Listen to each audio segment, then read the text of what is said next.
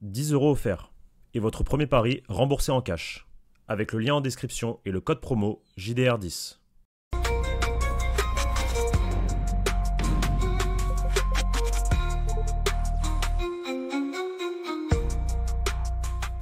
Bonjour à toutes et à tous et bienvenue pour une nouvelle vidéo sur la chaîne YouTube Journal du Real. Nous sommes un lendemain de victoire en Ligue des Champions, 1-0, succès des hommes de Xabi Alonso face à la Juve. On est heureux. On a fait un petit café Real ce matin pour prendre aussi le pouls avec les personnes un peu à froid et c'est mitigé. Il y a de la frustration, il y a de la satisfaction, il y a une progression en vue. Et puis surtout aujourd'hui, ce qu'on va faire, c'est qu'on va revenir sur une actualité qui s'est déroulée hier. Il y a un papier des The Athletic qui est sorti qui est extrêmement intéressant de Mario Cortegana, où il explique un peu les problèmes du Real Madrid au niveau du manque de leadership, les mauvaises habitudes dans le vestiaire, et surtout, et c'est ça l'angle principal, que la série de matchs qui a commencé hier avec le succès contre la Juve est déterminante pour le projet Xabi Alonso au Real Madrid. Le match contre le Barça, dès ce week-end, mais aussi le déplacement à Liverpool, avant Noël, se mettre dans les meilleures conditions et enfin sortir les crocs contre les gros. Et on voulait pas en parler hier parce qu'on était dans l'actualité de la rencontre. Le plus important, c'était le match. Là, on va pouvoir partir un peu de ce constat, de ce qu'on a vu hier et se projeter sur les semaines décisives qui arrivent. Décisives, j'aime pas trop ce terme, mais les semaines pivots qui arrivent pour le projet Xabi Alonso au Real Madrid. Je suis avec Léo pour cette vidéo. Léo, comment ça va? Ça va bien, ça va très bien, lendemain de victoire. Bien arrivé à Madrid là, pour une belle fin de semaine qui s'annonce pour nous, pour le journal du Real, pour moi, pour tout le monde avec ce classico. Et ouais, hier, on nous a reproché d'être un petit peu trop pessimiste. Après la victoire, j'ai vu un petit peu les commentaires. Mais je comprends, parce que j'ai revu un peu un très long résumé du match encore ce matin. Et il y a quand même en vrai des motifs de satisfaction qu'on aurait pu un peu plus axer hier soir. Mais ça m'étonne pas non plus que certains voient le pessimisme, certains voient comment dire, le positif. En tout cas, là, on va parler quand même d'une information de mini-bombes en vrai. C'est pas des bombes, mais quand même venant de The Athletic, qui ont des réelles informations. Quand il y a une référence en termes d'informations du côté de Madrid, de Valdebebas, des coulisses. Il y a vraiment des choses intéressantes auxquelles on va parler parce que du coup, c'est vraiment important pour la suite de la saison. Ah, le match d'hier, il y a plein de motifs de satisfaction. Peut-être la chose, c'est qu'on a commencé par le négatif hier dans le débrief. Peut-être que les gens s'attendaient peut-être à un peu plus de positif ou ne sont pas restés ont pas regardé l'entièreté de la vidéo, mais on a mis quand même, je pense, en exergue les bonnes choses que nous avons vues hier et l'axe de progression possible pour cette équipe. Mais voilà, Léo vous l'a dit, mais moi aussi, on lit les commentaires. Donc n'hésitez pas à commenter sous cette vidéo aussi et à réagir à tout ce qui va être dit, à liker et vous abonner si ce n'est pas encore le cas. Ça soutient énormément la chaîne. Les gars, on est en route pour les 100 000 abonnés. Donc Léo, on va se baser sur ce papier de The Athletic. Tu l'as dit, c'est un peu une mini-bombe. En tout cas, il y a des informations super intéressantes qui sont sorties. Donc ça parle d'un manque de leadership, des départs des cadres les années passées qui ont beaucoup affecté l'équipe. Xabi Alonso qui est arrivé dans le vestiaire avec des mauvaises habitudes, etc. Et sur la mini-pression qu'a le coach espagnol là sur cette série de matchs qui arrive, qui a débuté hier donc par un succès. D'ailleurs, dans ce registre-là, dans la réaction que ça a suscité, moi j'ai vu El Chiringuito qui a interviewé les supporters du Bernabéu qui sortaient de la rencontre d'hier, et il y avait beaucoup de personnes qui étaient agacées par le jeu proposé par le Real Madrid, qui se montrait quand même, il y a eu beaucoup de réactions aussi, qui se montraient extrêmement confiants au vu du Classico, disant que voilà c'est un Classico, il faut le gagner, on peut taper les Barcelonais, mais il y avait aussi beaucoup de ça joue pas bien, les joueurs ne courent pas assez, on ne comprend pas ce que veut faire Xabi Alonso, donc tu vois, on est même en Espagne, alors que je trouvais que le Real Madrid était quand même assez épargné de par les résultats, on a ce sentiment aussi par rapport à hier que attention Xabi Alonso entre guillemets à ne pas crisper les fans et c'est quand même assez c'est vrai ubuesque sachant qu'on est sur 11 victoires en 12 matchs, faut quand même le préciser, mais il y a une petite incompréhension et il y a une petite frustration. Je l'avais déjà dit en live, Xabi Alonso lorsqu'il était arrivé au club, il avait dit ma mission première c'est de reconnecter le football du Real Madrid avec les Madridistas, que les fans se retrouvent de nouveau dans cette équipe. Est-ce qu'il a vraiment réussi cette mission sur ce début de saison? Je sais pas. Retrouver la gagne? Oui, mission accomplie. Sur cette mission un peu de reconnecter les Madridistas avec le club, je trouve qu'il y a quand même encore un peu de frustration et cette équipe ne nous plaît pas sur plein de points, notamment au niveau de l'attitude et dans les grosses rencontres. Et c'est ça le gros sujet. Hier, sur le papier, c'est un classico européen.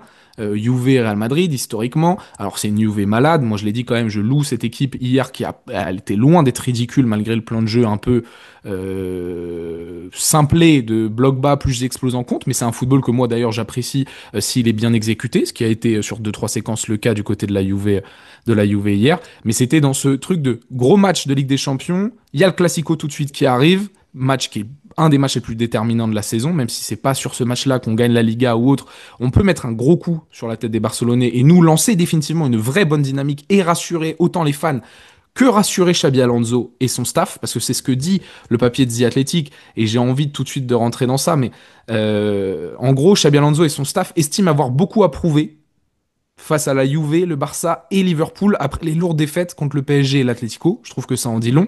Et même pour aller encore dans ce sens-là, une nouvelle erreur dans un grand match remettrait en cause le projet actuel. Cela compliquerait la période précédant Noël et ajouterait une pression supplémentaire pour remporter la Supercoupe d'Espagne en janvier, nous dit Mario Cortegana. Donc, cette série-là, octobre-novembre de match, elle est déterminante pour en fait rassurer autant Xabi Alonso qui lui-même et son staff en son équipe et en ce qu'ils sont en train de construire, et rassurer aussi le club comme quoi ils sont sur la bonne voie. Je trouve que c'est des mots qui sont très forts avant d'évoquer le manque de leadership, les problèmes de Xabi Alonso, de méthodologie d'entraînement qui ont un peu secoué tout ça, dont le papier fait état.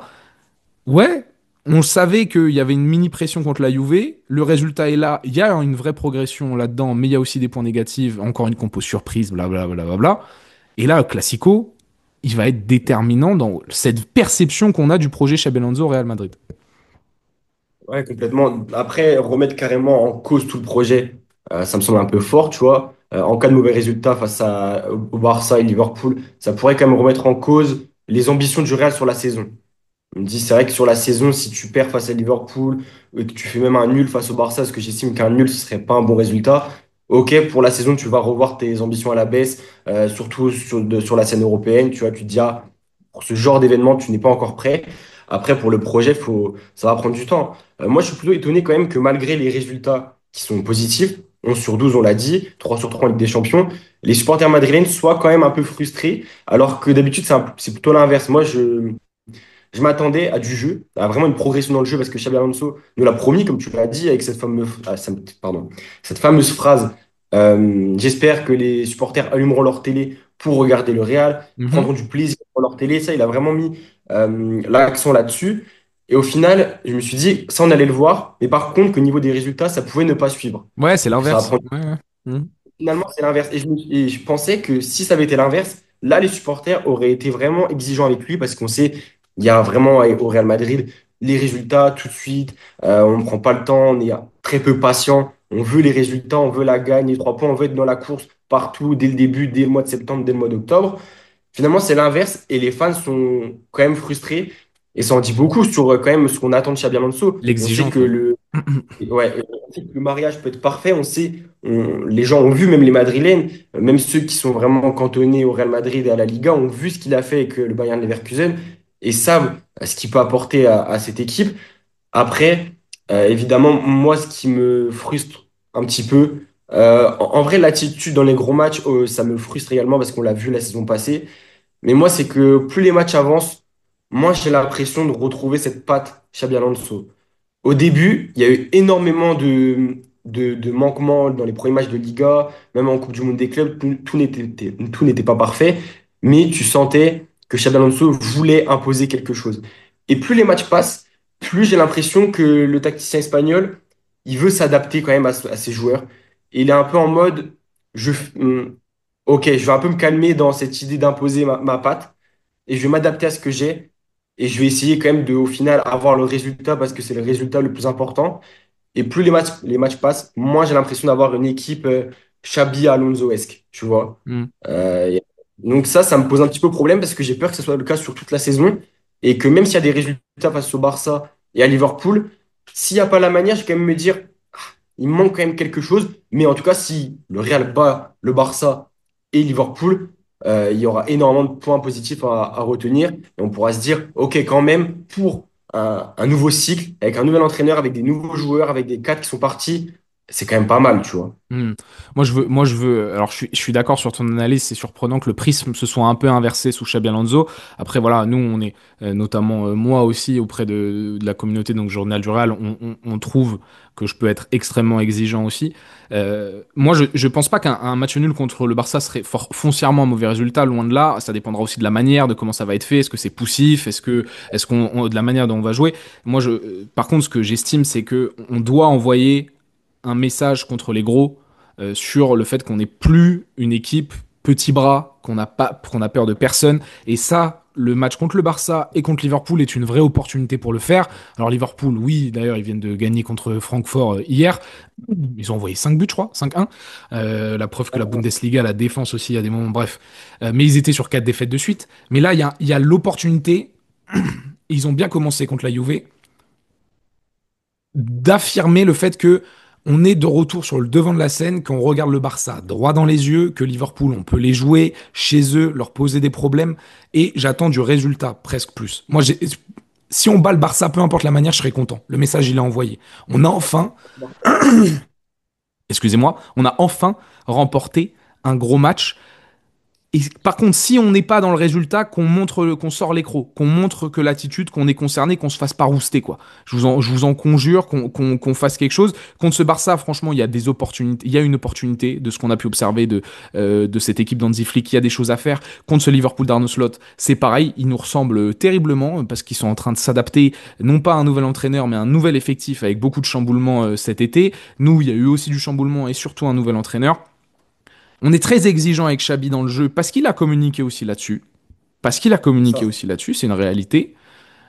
On a des résultats qui sont probants d'un point de vue comptable, d'un point de vue contenu, c'est différent. Et moi, j'avais dit en plus dans un café réel, j'avais dit que ça me semblait vraiment être pivot ces 30 prochains jours là, j'en avais parlé durant la trêve. Cette information de The Athletic, juste à confirme mon ressenti, que même pour l'entraîneur en lui-même en fait. Là, ce qu'il est en train de faire, tu dis qu'il se travestit un peu pour s'adapter à son effectif, ce qui n'est pas forcément une mauvaise chose, mais il continue quand même à faire des trucs un peu chelous sur certains points, en tout cas des choix de choix de composition d'équipe qu'on peut remettre en question, etc. Mais j'ai l'impression qu'il a un besoin de validation et que ça passe forcément par un grand match, surtout après ce qui s'est passé contre l'Atlético. L'Atlético dérègle notre perception de cette première partie de saison, quoi, de ce premier tiers, premier quart de saison. Pardon? ça a presque tout chamboulé en soi dans la perception qu'on avait, hein. C'est Et ça, c'est la que personne ça change tout. Ça change tout sur la vision qu'on a. tout ce qu'on avait, comment dire, entrevu avant. Ouais, c'est Donc, ça. Ça a un vrai impact sur ça. Parce que on se dit, bah putain, encore contre une grosse équipe, encore dans un rendez-vous, on doit répondre présent, on est absent. On est absent et on se fait rouler en plus de ça, on se fait humilier contre le derby. Donc ça a vraiment, je pense, eu un switch chez moi, chez beaucoup de fans du Real Madrid, de me dire, il n'y a pas grand-chose qui a changé. Malgré les résultats, de se dire qu'il n'y a pas grand-chose qui a changé. Derrière, ce qui en découle sur certains principes de jeu, c'est presque une régression dans le pressing, dans l'intensité, etc. Même si hier, on a revu des signes encourageants en fin de première période et sur la deuxième mi-temps après le but de Jude Bellingham, ce qui nous laisse présager quand même une équipe. Il y a une évolution, quoi. On a fait un pas en avant, deux pas en arrière, on refait un petit pas en avant. On est sur une construction peut-être un peu plus lente aussi que ce qui était prévu. Mais cette information de The Athletic, moi, me fait comprendre, ok, là, pour Xabi Alonso, lui aussi a besoin de se rassurer dans ce qu'il est en train de faire, en fait. Et c'est pour ça que c'est aussi déterminant. Cette victoire contre la Juve, on l'a vu, il a paru très soulagé en conférence de presse d'après-match. Il a dit, je suis content, je vois une évolution, on va dans la bonne direction. C'est un discours qu'il a, mais là, il l'a eu avec un peu plus de fermeté, comme s'il y avait une confirmation de...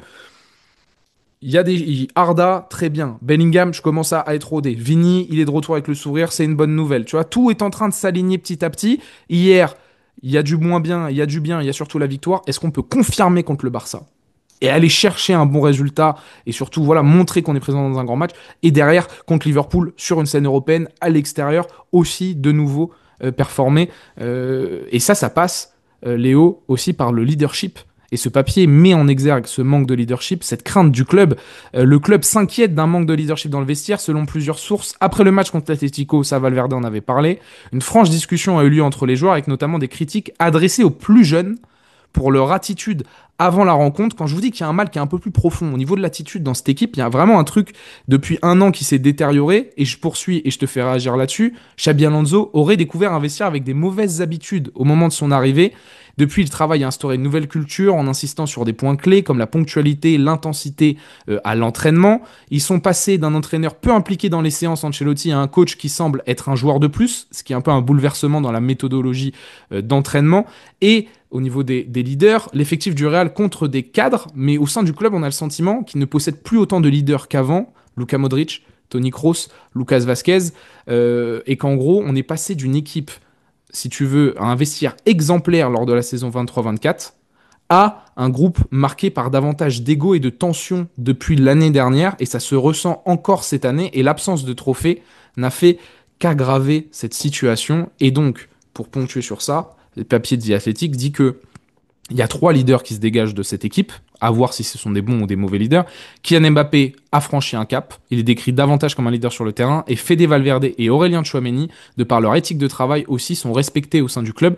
Ça va être donc à eux, dans cette période compliquée et importante, de sortir la tête de l'eau. Enfin, d'être au-dessus du lot. D'accord. Déjà, ça peut vraiment, comment dire, comme tu as dit, être un vrai mal profond s'il y a vraiment un problème dans le vestiaire. En tout cas, le fait que Xabi Alonso a découvert un vestiaire avec énormément de mauvaises habitudes, ça, c'est pas étonnant vu de la saison qu'on a vécue l'année passée. Ce qui est étonnant, c'est que c'est quasiment, quand tu regardes, le même effectif que 23-24. Mais c'est là que tu vois l'importance des leaders. Les Kroos, les Modric, même les Vasquez, même Les un Nacho. Rosselló, parce que même un Rosselló qui Ouais. faisait ça, c'était sa première saison, enfin pas sa première saison au Real, mais il arrive comme un nouveau quand il arrive en 23-24. Mais par son âge, tu te dis, enfin, il a quand même, je pense, une voix dans le vestiaire auprès des jeunes. Et, euh, et je pense que la perte de ses leaders, évidemment, c'est un mal pour le Real, pour le vestiaire. Après, c'est une nouvelle génération. Il y a des leaders en devenir dans cette équipe. Là, on parle de Tchouaméni, Valverde et Mbappé. Je pense qu'un Bellingham a tout d'un leader à l'avenir. Je pense qu'un Eder Militao, quand il va enchaîner les saisons sans se blesser, parce que quand tu te blesses et que tu n'es pas là durant toute une saison, c'est compliqué d'avoir aussi ce rôle de leader. Mais je pense que Militao peut être un leader de cette équipe. Ensuite, il y a des nouveaux, il y a des nouvelles recrues. Évidemment que, comment dire, moi, quand je suis allé à l'entraînement 2 fois du Real cette saison, purée, Xabi, il est impliqué, hein. Mais il est Mm. vraiment impliqué. Et quand c'est les petits jeux, quand c'est ouvert à l'après, généralement, c'est pas là qu'il y a la plus grosse intensité, c'est les petits jeux, les taureaux, les circuits de passe et tout. Tu vois un entraîneur, déjà, qui participe. C'est comme le dit The Athletic, hein, un nouveau joueur, un autre joueur. C'est clairement le cas. Et puis, il est impliqué, quoi. Il va être là, collé aux joueurs, à regarder le moins de faits et gestes et tout. Et normalement, c'est le cas de n'importe quel entraîneur. Toi, je pense que tu as déjà vu Carlo Ancelotti à l'œuvre. Apparemment, de ce que j'avais entendu, c'était pas du tout le cas. Carlo Bon, Ancelotti, il est c'est un peu chill. en piqué. Mm. Ouais, tranquille. C'est un peu la colonie. Euh, mais du coup, pour revenir au leader, Tchouaméni, Valverde, ok, c'est peut-être des leaders, mais en tout cas, de par leur éthique de travail, ça se voit qu'ils sont sérieux à l'entraînement. Ils n'ont jamais fait polémique, à part Valverde en début de saison avec cette fameuse histoire de poste et tout.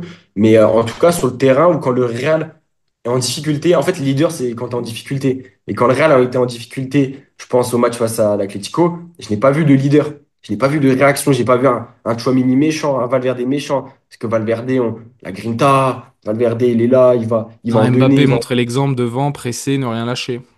Exactement. Mbappé, ce sera plus dans cette idée de presser, de ouais, tout le match faire les efforts. Et un Valverde et un Tchouaméni, ben, c'est leur rentrer dedans. Parce que, mais face à l'Atlético, tu t'es fait rentrer dedans.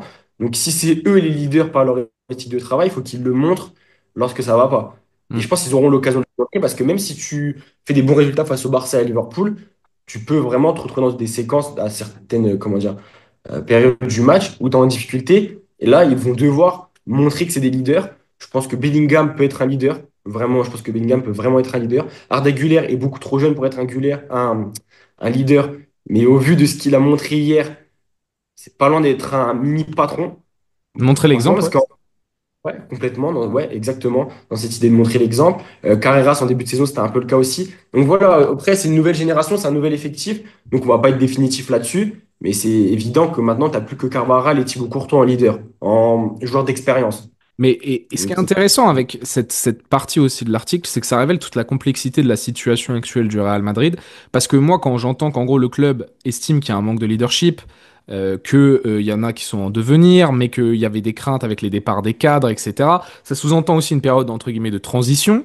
Ça sous-entend le fait qu'il faut être patient avec cette équipe, mais il y a aussi cet aspect où Xabi Alonso, on est dans un moment déjà important de la saison où il y a un peu de pression sur ses épaules, où il faut se réaffirmer dans les grands matchs, etc. Donc, on montre toute la complexité aussi de l'analyse. C'est qu'en gros, cette saison 24-25, elle a fucked up ce que tu avais réussi à construire en 3 ans entre 21-22 et 23-24. Elle a été un changement qui est malheureusement plutôt un retour en arrière et qu'il faut reconstruire cette année avec donc un coach qui, on l'a dit, arrive dans un vestiaire qui a des mauvaises habitudes, où il doit réaffirmer une certaine autorité, il doit relancer certains joueurs, il doit relancer Vini, il doit établir Arda Güler comme un titulaire, il doit relancer Bellingham à cause de la blessure, il doit relancer Militao à cause d'une blessure, il doit faire avec l'arrivée de Trent et relancer son seul capitaine de l'effectif, son seul leader qui est Dani Carvajal. D'ailleurs, dans ce même article, il y a une déclaration que je trouvais super intéressante, mais attends, c'était laquelle? Ouais, c'était ça. On a interrogé une source du club et en gros, il a déclaré qu'avec les possibles départs de Modric et Vasquez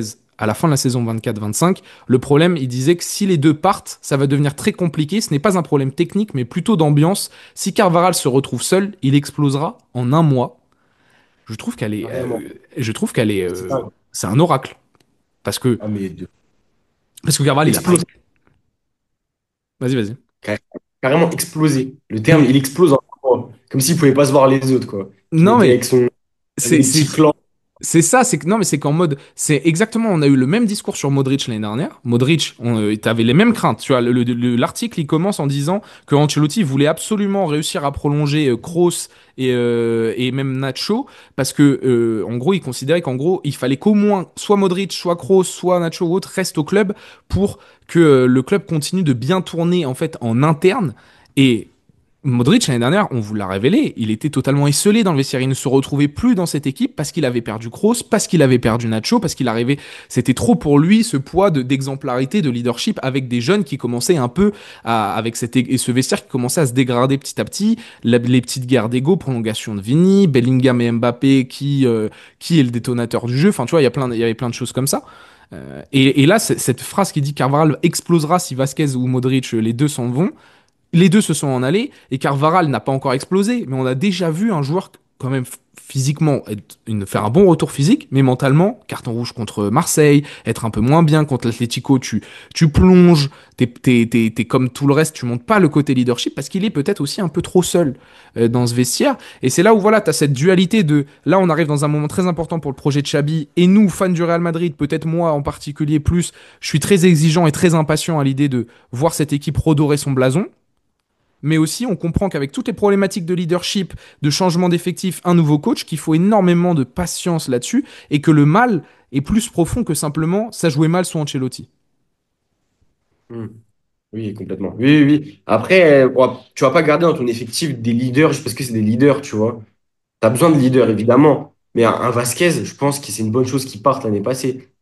Un Modric, sur le moment, c'est pas foncièrement une mauvaise chose. Après, au vu de ce qu'il fait en Serie A en début de saison, ce mec, c'est un Il taré. aurait fait du bien, Modric, frérot, je te le dis. Mais laisse tomber. Mais laisse tomber parce que ce que fait Modric, là, avec le Milan, c'est exceptionnel. Il aurait fait du bien, ça, c'est sûr. Après, moi, comme j'ai dit, il y a des gens, enfin, il y a des joueurs dans cet effectif qui doivent devenir des leaders. En fait, pourquoi un Vinicius ne peut pas être un leader? Parce que Vinicius, il a connu énormément de saisons. Je sais pas si c'est à combien de de saison, C'est un mais il connaît. fédérateur, tu vois, c'est plus un fédérateur. Et cette année, il a eu un petit déclic quand même, hein. Enfin, là, je trouve qu'il est Oui, sur une petite voie de déclic.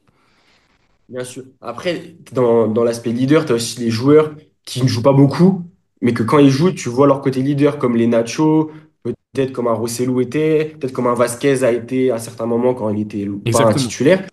Cette saison, il n'y en a pas, en vrai.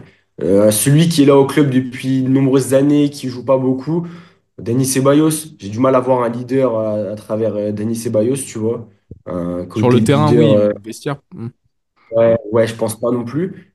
Donc voilà, les leaders, et c'est extrêmement important, surtout quand ça se passe mal. Carvajal, je pense, ouais, un petit peu, ouais, ça se ressent, comme tu l'as dit, avec cette frustration. Son mauvais match, c'est un très mauvais match, je trouve, face à l'Atlético. Après, tu as Courtois. Courtois, c'est un leader aussi. Mm. C'est un vrai leader, Thibaut Courtois. Par la parole, parce que ça reste, c'est un leader qui a un niveau de jeu très haut. Ça reste une de tes références sur le terrain. Il est toujours performant. Il ose parler après les matchs quand ça se passe mal. as quand même des leaders. Après, c'est là que tu vois quand même que la tâche pour Xabi Alonso, elle est vraiment compliquée. Parce que s'il arrive, ils vont investir avec de mauvaises habitudes. Par mauvaises habitudes, on ne sait pas ce que ça entend, tu vois. Peut-être des Et il a dit un retards. peu de retard, un peu de manque d'intensité à l'entraînement, t'arrives un peu en dormant, enfin voilà. Ok. Donc avec des mauvaises habitudes, pas de leader, des joueurs qui étaient entre guillemets dans un fauteuil depuis deux trois saisons parce qu'ils n'étaient pas vraiment menacés d'être relégués sur le banc. Donc évidemment que ça fait que 2 mois, la saison elle va être super longue. La réalité du mois d'octobre sera peut-être pas ça sera sûrement pas la même au mois de janvier ou au mois de février. Donc je pense que ça va prendre du temps, tu vois. Xabi Alonso, il va aussi définir ses leaders à travers ceux qui va mettre le plus souvent sur le terrain, ceux à qui il va, comment dire, avoir confiance. On avait vu dans les premiers matchs, à beaucoup de moments, il parlait à Aurélien Tchouaméni au bord du terrain pour dire après à Aurélien Tchouaméni d'aller parler aux autres. Donc, peut-être qu'il y a une petite transition sur un Tchouaméni qui peut être leader de par Ouais. comment dire, son travail irréprochable. Et ensuite, cette confiance que lui donne Xabi Alonso, parce que Tchouaméni, on peut lui reprocher énormément de choses. Mais en tout cas, c'est un soldat de Xabi Alonso depuis le début de saison, ça c'est une certitude. Donc moi, ça m'inquiète pas. Ce papier, évidemment, c'est une petite bombe. C'est quand j'entends que Carvajal va exploser au bout d'un mois, d'après les sources du club, ça fait peur, tu vois. Parce qu'un joueur comme Carvajal qui explose, après, il peut avoir énormément de problèmes. Un vestiaire qui avait de mauvaises habitudes, ok, ça c'est un fait. Par contre, je pense que si sportivement ça se passe bien, je pense qu'en fait, ça va aussi dans le vestiaire découler, tu vois. Quand je pense par exemple au Barça la saison passée, au Barça, t'as pas de leader en soi. T'as pas de leader au Barça quand tu regardes. Pourtant, l'année passée, ça s'est super bien passé leur saison. Parce que sportivement, tout roulait, tu vois. Donc, je Mais me dis que si ils le sportivement. disent dans l'article, hein, tout ça est cristallisé parce qu'il n'y avait pas de trophée, notamment l'année dernière.